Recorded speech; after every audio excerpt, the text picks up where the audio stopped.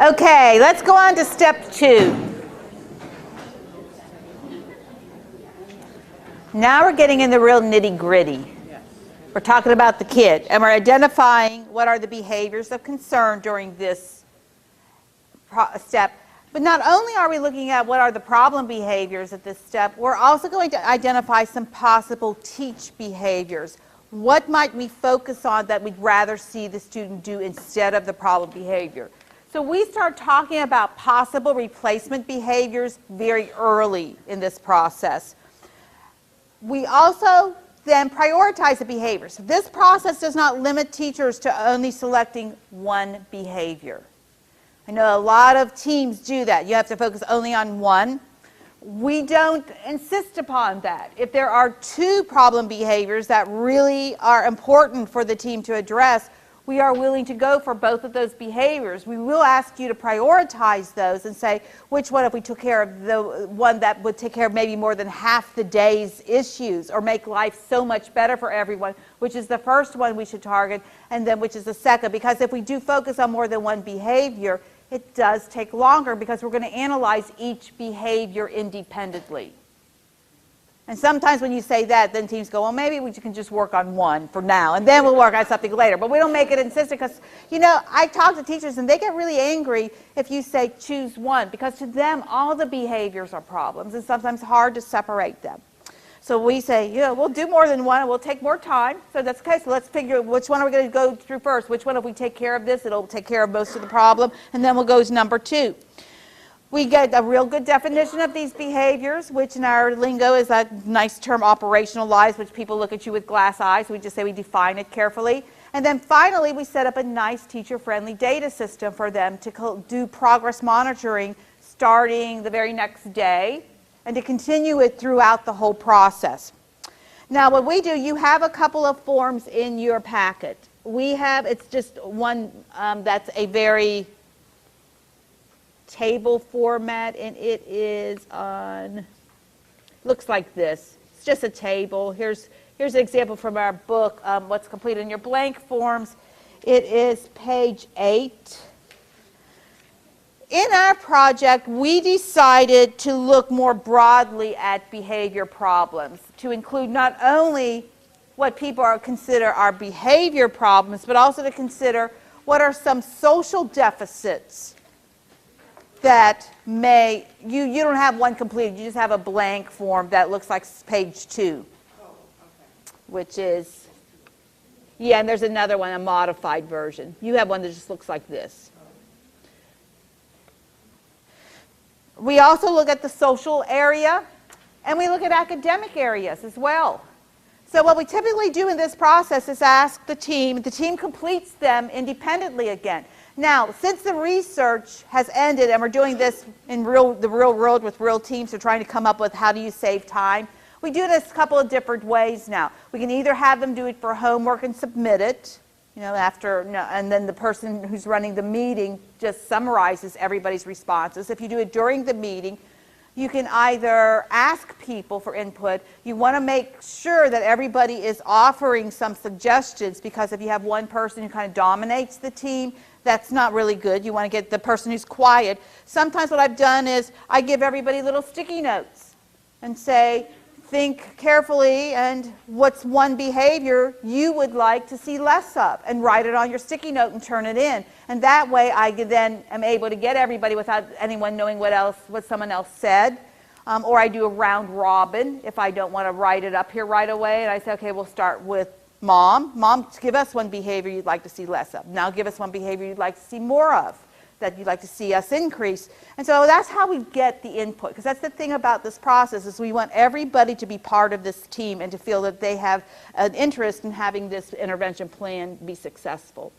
So that we look at broad goals as well as social behavior, specific behavior, social skills, and academic behaviors. You also have a second version on the very next page.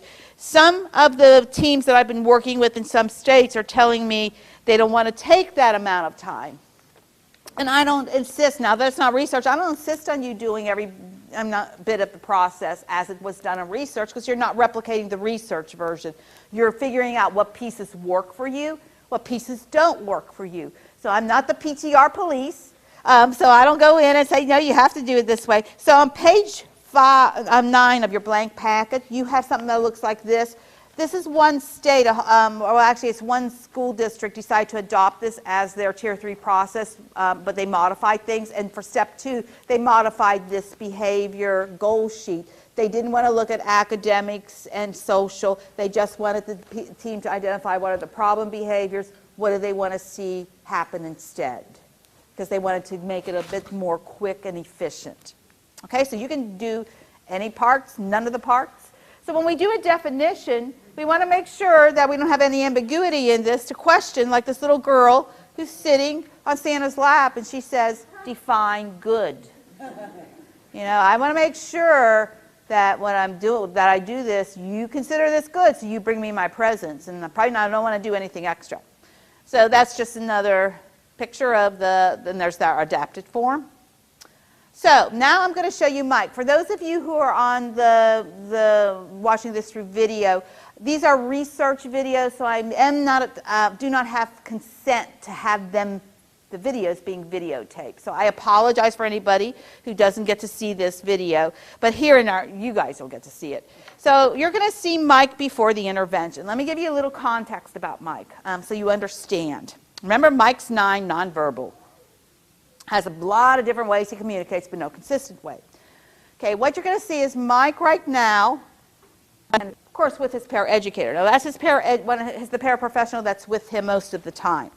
Now if you remember, if you got the chance on your work style survey, I think the aides, or at least one of the aides, said they were soft-spoken. Teacher said she's kind of loud. Well, yeah, that's right. This is the soft-spoken aide. I don't know if any of you are Seinfeld fans. You watch that show. But if you remember the episode on the soft talker, the low talker, she's a low talker. You cannot hear her. And she doesn't sign. So for those of you who say, well, we don't care if she's a low talker. Well, she doesn't sign either. So I don't know what she's saying ever in any of the videotapes. Mike, of course, is in doing something he likes right now. It's a preferred activity. In the videotape, you're going to hear a little transition signal. He's going to get to transition to something he does not like. Okay, so most kids don't like to transition from something they like to something they don't like. For those of you who have worked with kids with autism, they definitely let you know their opinion about having to shift from something they like to something they don't like. So he's going to be doing some of his behaviors. The other thing that you're going to be seeing here is that they did try to do interventions. So one of the interventions for him to transition appropriately is he was going to get Skittles if he transitioned appropriately. Well, Mike, with his communication issues, probably blocks out half of what he hears. In addition, they may not consistently implement the intervention.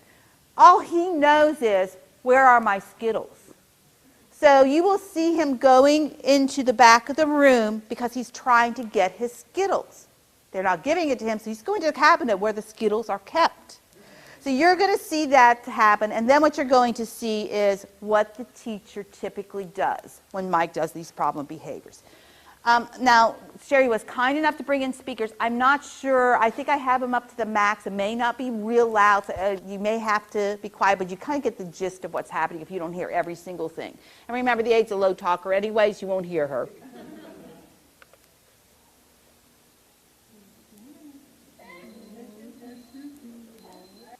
Okay. Questions, comments? Yeah. I was going to say that it seemed effective towards the end because he got the adjust that he had to quiet down in order for her to start the time. But with a special needs student who doesn't understand that, how do you get that across? Okay. She was asking, how do you get them to understand that when they're quiet, you will start the timer, because he didn't seem to understand. Did anyone notice, though, there were several times he did get quiet? Typically what happened is during those times when he did get quiet, she was multitasking and kind of directing other kids, because when he was engaged in problem behavior, the other kids were not doing what they were supposed to be doing. So then she was having to redirect the whole class and saying, you're going to lose your smiley face, you need to sit down, you need to stop that. So she missed a lot of opportunities. That's really a learned experience, is if you, and it's something you would carefully teach and break it down into little components. And that would not be what we would teach anyways, and prevent, teach, reinforce hopefully wouldn't be. We would have a more well-rounded plan. But we can talk about some of that a little bit later if you really want to know how to break that down. Yes? It seems to me his frustration is because he can't communicate. So, they need to do some sort of visual. He could have used an opportunity to communicate before he was then put in the timeout. Sure. His frustration just came with him. And it's like, nobody's listening to me. I'm just being placed over here. Whether that's, a visual picture, or, if he's got the PEC system, whatever, they need to come up with a system that they can show him and give him an opportunity to express his frustration before giving him a timeout. Because I think they escalated his frustration by ignoring his frustration to begin with. So she's already jumped to the interventions, which a lot of times people do at goal 2, and we're now trying to define the behavior. But you're thinking ahead. Could this behavior be as a result of communication issues? Definitely. He's nonverbal. He does have some pictures. They're trying, and you will see that I show another video clip. I'm going to show you a few minutes. He has his dynamite. He just got it that week, and he's learning to use it. However, he's 9 and he's had a lot of history of non-communication or not being able to articulate what he needs. So that is definitely an issue, and the team was really, really aware of it. Okay, we're going to go with you and then you. Where did the aide go? Where did the aide go? The low talker. I think she disappeared into the sunlight. The teacher was very much the alpha female in that room, and when she took over, she took over. The aide went to work with another student. Hard to do that. I mean, obviously she then had a multitask and then wasn't able to really focus on his behavior. Where the aide, whoever he started the behavior with, would have tried to solve it and resolve it. Right. It may have. So keep that. Chaos. Keep that thought in mind. This afternoon when we look at after intervention and you see the aide trying to do the intervention, let me know what you think and what you think would be a good next step. So keep that in mind. That's a good point. Yes? Back to the communication piece, he kept touching his nose. Was that a specific?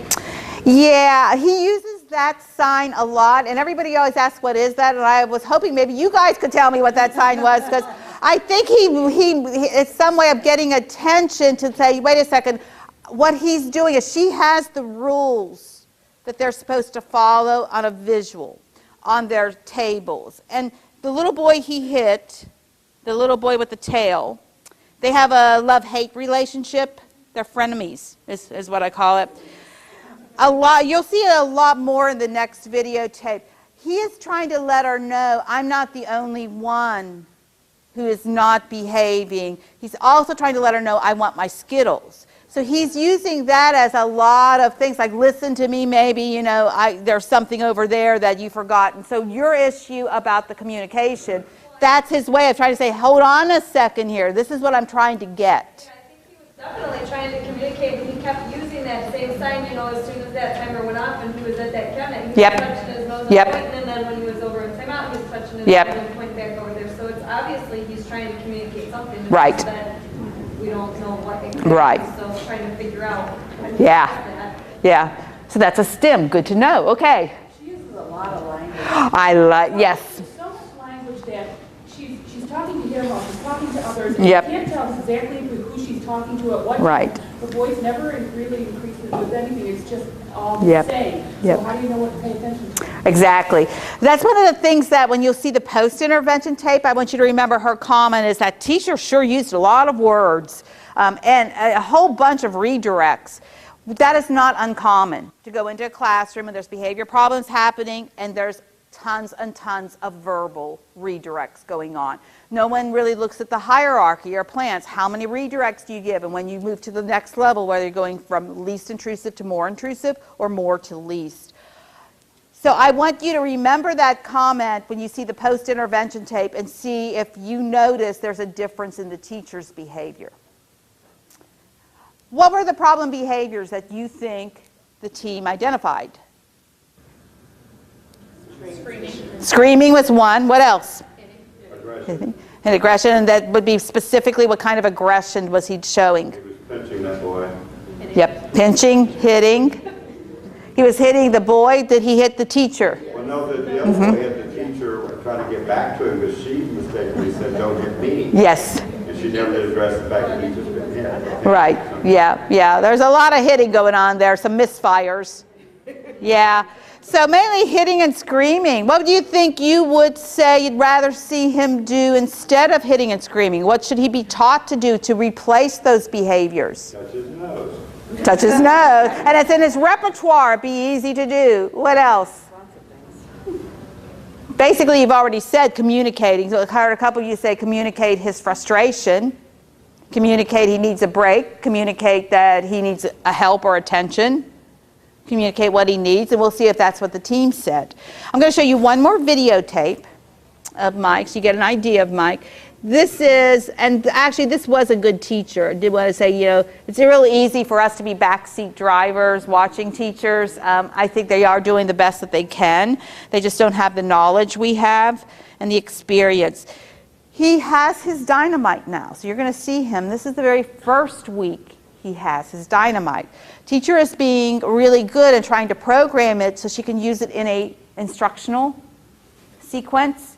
And so she is going to be prompting him, because how many of you are familiar with the dynamite? A couple of you there.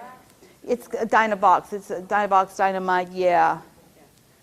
It's pretty complicated for a beginner.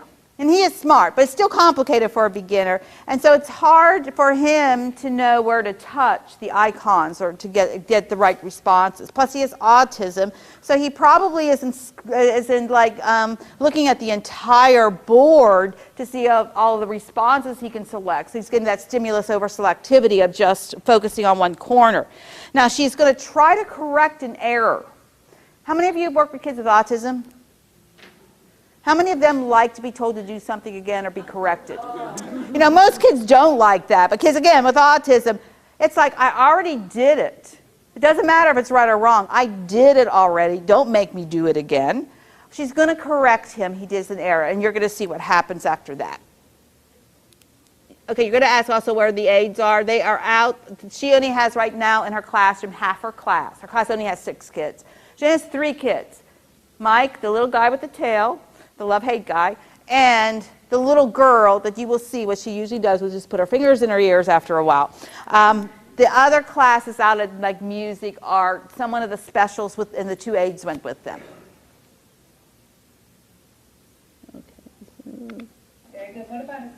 Back in the think chair. That's her. But you do see there's some visuals. She has their little behaviors that are expected that she could redirect them to. She just doesn't have a good plan. She doesn't have good interventions in place. So what behaviors did you see again? Screaming. A lot of dual screaming. They were having like a dueling banjo contest with their screams. You know, did you notice they do this little thing? I think that must do something. Either it channels the screams or makes it a little more high pitch. I don't know what it is, but they definitely have that ear-penetrating scream going on and the hitting. And yes, I heard some people say he's really trying to communicate. He was showing on his little picture board after the other guy hit Mike. He's trying to show what the other little boy, the rule he wasn't following on that picture card. So to make sure, like, hey, maybe I'm doing some of this, so is he. He's up there with me. So you could see that this teacher, that's only 3 kids in her classroom. So, yeah, there's a lot of issues going on. I could imagine the first year when he was chosen to be in the control group, she was probably saying, crap, I have to wait a whole year. And we were hoping that maybe she would fix it, but no. So here we go. This is what the team decided that would be the behaviors, and this is the summary and the prioritization. Okay, so first of all, you can see communication was, they understood that the behavior was because the communication is an issue. So first behavior, Mike will communicate his wants and needs appropriately. That's the broad goal that they hope to see by the end of the intervention. To get to that goal, they said what he needs to have less of is that screaming, the hitting, and leaving his seat. What they'd like to see more of in this area is maybe he needs to ask for a break or ask for attention. Now, we haven't done our functional behavior assessment yet, so we don't know the function yet, or we're not sure of the function. So we're kind of, saying we know it's something, we just don't know what yet, and that's okay. We can have that here. Socially, they would like to see him interact with peers more appropriately. To do that, he has to decrease the hitting, the screaming, and also he tends to boss his peers, is what they said in one of their forms. Increase, maybe using his dynamite, the Dynabox, to initiate peer interactions. And then finally, academically, their goal would be, we'd like to see Mike comply with things he doesn't like to do. This is a real teacher-pleasing behavior. For our kids to be included in general ed classrooms, that's probably the #1 thing general ed teachers want kids to do, to be academically engaged, to do their work and see it all the way through. In order to comply, he has to decrease screaming and hitting. So it's really easy to prioritize a problem behavior. They're all the same all across. What they'd like to see increase is engaging in non-preferred activities and communicating his frustration using some sort of communication method. So again, it's a pretty good team. They just don't know how to do these things. So they prioritize hitting and screaming and transitioning from preferred to non-preferred and expressing his frustration. So we're going to show you how they did that and how they kept data on it. What we have is what we call a behavior rating scale. And you have a blank one in your, you have it in your handout packet. I think you might have one, maybe not. But in your blank packet, you have it for sure. I'm not sure, sometimes the page numbers don't show up, but it's right after page 9, so it must be page 10 in the blank forms. So it looks like that. And I'm going to show you Mike's completed one. This is under an umbrella term called direct behavior ratings. How many of you are familiar with check-in, check-out? That's why I like Illinois. They know these kind of things. The daily behavior report card or daily behavior point card is what they use in check-in, check-out, correct? To gather data on how well that child met his goals on the rules or the expectations. That is an example of a daily behavior rating, or a DBR. What DBRs attempt to do is they try to combine features of direct observation, but use features that we use in rating scales to make it more efficient. The gold standard of behavior ratings, especially at this level, are direct observations. Going in and counting frequency, or doing interval recording, or doing duration recordings. Now, how many of you know teachers who actually do that consistently and take the time out to do that? You know, there's one hand, a couple of you. Most teachers I know, there are few and far between who actually do it and do it accurately and do it consistently. It takes a lot of time. For example, in that event you saw, those 2 events, the teacher, for her to even do start a timer, stop a timer, if she wanted to take data on how long that episode lasted, she would have missed the start somewhere. She would have had to guess, when did it start, when did it end? So she's not doing it in the way it's supposed to be done. So we say, we know that, we acknowledge that, let's cut our, our strings with this and get something that teachers can feasibly do. So we take this direct behavior rating. The person who rates it is the person who directly observes the behavior, and they rate the behavior right after the behavior happens or very close in time, within that same day, so that they don't have some memory problems.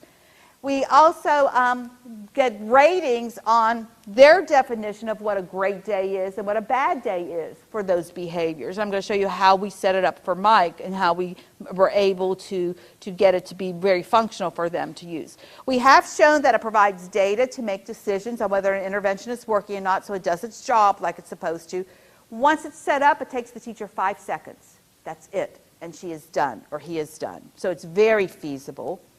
And what we required in our project is they just had to have at least 1 problem behavior and 1 appropriate behavior that they hoped that they would be teaching him on the rating scale. So the behaviors, I'm going to show you, I'm going to skip 2 slides. These are just how to set it up. So I'm going to show you how to set it up. These were the problem behaviors for Mike. They selected screaming and hitting. Not a surprise. Here's how they define screaming. Loud, high-pitched noise heard outside the classroom. Hitting, anytime Mike touches peers or adults with an open hand, fist, foot, or object while screaming or protesting. So hitting usually occurred once screaming started. It was kind of like an escalating chain almost, but they didn't treat it as that. The two behaviors they focused on to replace: express frustration appropriately using his dynamite pictures or signs to ask for a break or attention, and transition to non-preferred, moving to a non-preferred activity and engaging with appropriate verbal expression. Now, I am a behavior analyst in training. Would these pass the test if I had a behavior analyst come and say, are these very clearly operationally defined? Probably not to behavior analysts terms. However, we're talking about, does this teacher and this team recognize when that behavior starts and ends? So we're a little less that you have to say how many feet away or millimeters away. We got to get away from some of that real technical behavior analytical world, because that's not the world teachers live in. Teachers live in the reality of, I just need to rate what this behavior was like. I get the definition. I'm pretty clear on what it is. Now I know how to rate it. So here's Mike's behavior rating scale. So let me explain it to you through how we set up the screaming behavior. So the first thing we ask whenever we set this up is we ask people to say, what is it about screaming? Do you want to do the rating over the entire day? Or is there a routine in which you want to rate the screaming behavior? So it's better if you pick a routine, but teachers don't like to always do that. So sometimes they say we want to think about the whole day. And so we can go ahead with that. Second, we say, what is it about screaming that bothers you the most? Yeah? Did they look at pitch? They will when we do this one. Okay. Transition to non-preferred. And their definition, they do say loud, high-pitched noise. Yeah. Okay, good. I was getting it just by watching that his being overstimulated, his high pitch was created possibly overstimulation in the other boy. So he came up and got up to go hit him. And I was wondering if he was able to vary that tone. Not often. His screams most typically were those high-pitched screams. He had just that quality, and he could turn it on and off in an instant. So I wondered if he varied it, knowing that. Not often. That's a good question. He didn't vary it too often. How you heard those high-pitched screams, that's basically how he screamed, especially when he was at the peak of his performance. Yeah? You had said that you'd recommend rating the behavior during routine versus the whole day. Can you give me an example of that? Sure. So for example, if Mike's routines in which he screams the most are the transitions, I might say instead of focusing on when he's doing independent work or into a higher day, maybe think about the transitions overall and rate how you thought he did with the transitions. Or I've had some teachers actually say, I want to rate each transition that Mike does. And so I just had one last week who said there's 5 or 7 transitions. So can we adapt the scale and we rate the AM transition, the first transition, the second transition, the third transition, and use this for each transition? Because it takes 5 seconds once they've set it up to rate it. And we can do it in that way.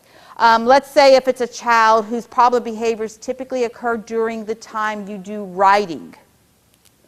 We might say that might be the best time to evaluate the behavior and rate it. The reason we ask this is because what happens is if you rate the behavior over the entire day, and then when you get to step 4, you're developing your intervention. Let's say it's over the whole day, but the teacher decides, I'm only going to do the intervention to start off with during the 9 to 10 a.m. time because I'm busy, I don't trust you yet, nothing's worked in the past, why do I want to listen to you? I'm not going to invest a lot of my time in this, so I'm only going to do it for 1 hour of the day during this time. Well, now you have a baseline of rating the behavior from 8:30 to 3:30, but your intervention is only from 9 to 10. So your comparison is going to start looking a little different because the intervention may work from 9 to 10, but what if he has problem behaviors from 1 to 2 and they don't do any intervention? their rating will be impacted by later in the day when no intervention is being implemented. So that's why we do try to get people to think about, are there specific routines that are real problematic, because those routines are probably where we're going to target the intervention, and then we have our baseline during that routine, and then our post-intervention. Does that help a little? Yeah? You were asking me the question. I'm sorry. Okay, yeah. I was looking at the wrong person there. Yeah, so hopefully that helps you. Yes? How did you delineate times? Because if your kid screams for 20 minutes, and literally screams for 20 minutes, is it 30 seconds between the screams? That depends on their definition and how they want to rate it. So we're going to show you how they rated it. So after we decide what time period they want to do this scale, we then say, what is it about screaming that is most important? Is it how many times, or how it's going to be easiest to rate this and measure it? Is it by how many times he screams? Is it by how long the screaming episode lasts? Or is it by how loud or intense the screaming is? So we try to get us those three main measurement types. This team said they wanted to do frequency, and we did ask, but what they did is they described an episode.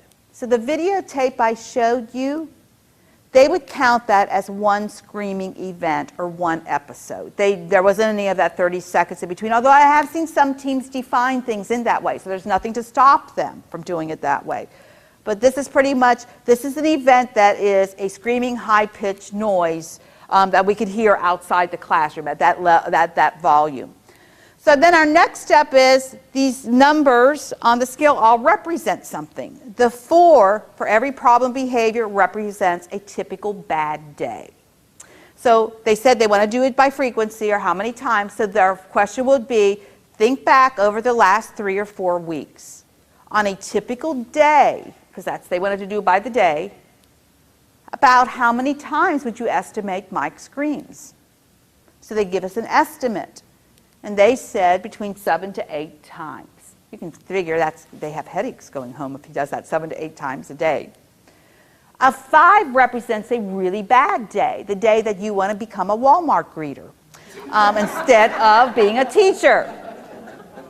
So 9 or more times, that's an easy one to do. So anytime more than 8, right? 9 or more times means it's a really tough, bad day.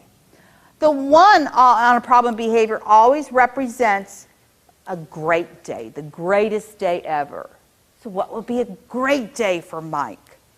And this team said, well, we'd like 0, but we know the screams are communication attempts. We don't want him to get rid of all his communications, since it's all he has right now. They recognize that. So they said a great day would be if he did it 2 times or less. We would be happy. That would be a great day for Mike. And then we just split the difference for the 2 and the 3 between what they said at a 4, their lower end was 7, and the high end of the 1, 2. So we have 5 points to kind of play around with. A 2 represents a good day, not the greatest day ever, but a good day. A 3 represents kind of in between. It's not a typical bad day. It's not truly a bad day, but I couldn't call it a good day. It was kind of a mixed day. Now all this teacher or whoever completes this form has to do is at the end of the day, they think back, what was screaming like today? They don't have to tally. They can go back kind of in memory and think, okay, he did it then, he did it then, he did it then, and maybe try to count. And that may make them accurate. But all they really have to do is think, was this a typical day for Mike? A typical bad day? I'm going to circle 4. Was it a great day? I'm going to circle 1. Was it a terrible day because I'm thinking of talking to my principal and getting switched or something? It's a 5. That's all they have to do. It's more what we call a perceptual scale. But it's real easy for teachers to do. I'm going to give you some data to show you if it actually is a good scale now in a few minutes. We're doing some preliminary investigation of it. So hitting, we do the same thing. That's their second behavior. Now, their appropriate behavior with teachers, we flipped. Because this is also now a way you can graph. So a teacher can go ahead and graph. She goes to a meeting with anyone, a child team meeting, a tier 3 meeting, a parent meeting. She can show the graph to show how, right there, how the behavior is happening in her classroom. We always want to see problem behavior go down, right? So that's why the 1 is the great day for problem behavior. For behaviors we're teaching, we want to see more of, we'd like to see the line go up. So on appropriate behavior, a 5 represents the greatest day instead of a 1. And a 1 on appropriate behavior represents the worst day ever. So if we look at, for example, transitioning to non-preferred, they went with intensity. A really bad day is ear-penetrating screams, those screams you heard on that videotape. A typical day is he's loud, louder than outdoor play. You can hear him outside the classroom, but it's not to the type where we're all going, oh my God, where is the Excedrin migraine now because we have a migraine headache. A great day would be if he would just do the whimpers or squeals. When he starts off his episodes, you'll hear he does that first high-pitched scream before he really engages in more what you probably call a full-fledged tantrum. That would be where they'd be happy if you only just emitted that one first high-pitched scream. And then the 3 is so-so, an outdoor play voice, and a good day, louder than indoor voice, but not to the outside voice. And then expressing frustration, they said we don't have the same number of opportunities every day. So we're not sure how to count this. So they decide maybe we should just do this by percentage of opportunities. So in the events when he could express his frustrations, a great day would be if at least 40% of the opportunities, if he could communicate his frustration, we'd be happy. And then a bad day, typical bad day, he only does it now, they estimate, about 10 to 20% of the time on a bad day. Really bad day, maybe not at all, to 10%. And then you can see the 4, the good day, and the 3, the in-between day. You can adjust these. We had teachers who would use them for a couple of days, and when we come back, they would say, we think we over or underestimated, so let's change it. And you can change it. You can change those anchors. When you put in an intervention and you're starting to change goals, so let's say, for example, we did an intervention, Mike's doing better now. They would like to see screaming get down to 0. We can go ahead and draw another line down, change the anchors, and set the bar a little higher for him for his goal. So you can do all those things that you would normally want to do as your progress monitoring. So we've done some studies on this. These are our reliability estimates. We looked at 2 raters with a small subsample, a data collector and the teacher. And we wanted to see if the ratings of 2 independent people were hanging together pretty close. And our gold standard would be, for kappas, actually 80% is considered excellent.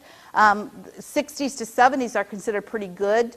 So you can see in all of these, and how we did it, because every teacher had a different problem behavior, number 1. Not everybody had screaming for their problem behavior 1, but we knew that was the most problematic behavior, the highest priority. So called that problem behavior 1, whichever was first on the scale. Problem behavior 2, for some of them who had it, we lost a little of the sample because not everybody had 2 problem behaviors. Then we went with appropriate behavior 1, appropriate behavior 2. And our coefficients are pretty good. So we know 2 people are scoring it and hanging together. The other thing that we've done is we've looked at it across. Does it make a difference whether you say frequency, percentage of time, duration? Do we lose any reliability? We're not losing any there. We have also looked at whether it's sensitive to change. And we did see a significant difference from baseline to post-test. It's actually showing an increase or a decrease, depending if it's a problem behavior and appropriate behavior, in the difference. So that is something in review right now and for publication. So hopefully it'll be published in Assessment for Effective Interventions, which is the CEC journal. Let me show you. So how do you use this in a systemic way? Maybe because you're all behavioral teams, you're thinking, how can we do this for Tier 3 completely? Because that's one of the things when we work with school districts to do Tier 3, one of the things they don't have is a consistent way of deciding how well the interventions are working. In Tier 1, you have Swiss or you have something else because you have this consistent measurement, office discipline referrals, or suspensions and expulsions. Tier 2, you get a little, unless you're doing the check in, check out and the BEP, you probably will have all different things. So we're trying to think of how can you make something consistent. So when we work with our districts in Florida, they're starting to use this behavior rating scale as one way they can look systemically. And what this is just showing you is, this is an example of what one school district set up, that every teacher and team who had a kid for Tier 3, they were going to collect behavior using the behavior rating scale. Everyone will be defined independently, and so on there, they're going to put it on their Exchange or server that was protected for confidentiality. And what would happen is that as they put in the data, it would self-graph, kind of like what happens when you go to Swiss. You get to take stuff and it graphs itself, and you have something for your meeting. But what's good about this system, and we try to work with districts to do this, is if you have it so that it transfers into Excel or something, or you have it on a system where now the district coordinator might be able to pull up all of the graphs and be able to see how are kids doing at X school and Y school, who's on a Tier 3 intervention, and have they gotten to intervention yet, and are they improving? So that's one of the things you really want to do, is be able to see this systemically. Now, you don't have this. If anybody wants anything like this actual program, they will let me give it to you. It's on Excel. All the macros by now are gone, but if anyone knows Excel, it's really something easy to use. Now, here in Illinois, I think Cindy Anderson has been working with, again, Lucille Eber and a couple of schools, and they took our behavior rating scale, actually, and are using it. And it's, let me get a little less, you can see a little. So this kind of shows you, here is the behavior rating scale, but they have teachers enter data for target behavior 1, target behavior 2. So these are problem behaviors. That's the appropriate behavior. And she changed it to a 4-point scale from 1 through 4, and everything is kind of consistent. And this doesn't show very well, but it does graph. And then the other thing she does, the teachers keep that daily. And then they also do a weekly fidelity. I'll show this to you later when we get into fidelity. And what they do is, what impact does it, I think the teacher says, what impact did this behavior intervention have on academics, and how well did I implement it? And they take that once a week. And then they can overlay this graph with the other graph to see if the teacher's saying they're implementing high, the behavior intervention seems to be going the right direction, the behavior change, this is good. We can figure out now how to go to our next steps. If it's the opposite, the teacher's saying I'm doing it, behavior's not improving, now I know this is an area this is a teacher I need to go in their classroom maybe and observe and give some support and see what's going on. So there's a lot of good uses for it that we've had people do. No, don't save. The other thing that I know in Florida we're doing, and probably could be viewed in a while, we have set up a state database for behavior, and the behavior rating scale is a foundation for Tier 3 for the state. So there's a lot of uses for it. Any questions about it? This may be one activity I'm going to skip only because of time. So let me look at what time is it. What time do we eat? Oh, good, I have some time. So maybe what we can do is look at Paris a little bit and do that, some of that activity. Sometimes when I have longer, I will walk a whole group through a behavior rating scale to show how to set it up. And if by any chance we have any time at the end of the day, maybe I can go back and do that. But probably we won't have time since we're leaving at 2:30. So let's go ahead and look at another little kid. Okay, so what I'm going to want you to do is you're going to be in a team and you're going to look at Paris. Now, Paris is the opposite of Mike. Paris definitely has verbal abilities. That's too verbal. She's a general ed first grade student, and this is her first time in first grade. She's got some family issues. The teacher and the team are thinking of referring her for a special ed evaluation. They start thinking about it the year before at kindergarten. What I want you to do is just watch the video of Paris and practice saying what you, agreeing upon what the problem behavior is in your team, and then trying to write a definition of it, of what you saw of the problem behavior. And then thinking about what maybe your team would target as a behavior to replace the problem behavior for Paris. Okay, so let me give you a little context of this first one. This is a brief clip from a 45-minute clip where she's working independently. I think we're getting academic engaged time, actually, at this observation. And so you can see one of the things that the teachers tried doing is putting her in that little desk all by herself, away from everybody else. They're supposed to be working independently because the teacher is going to be working with some reading or math groups in the back. So they have an assignment. And so when you watch this video, see what you think Paris's behaviors are, and also kind of keep track of how many seconds or minutes is she academically engaged.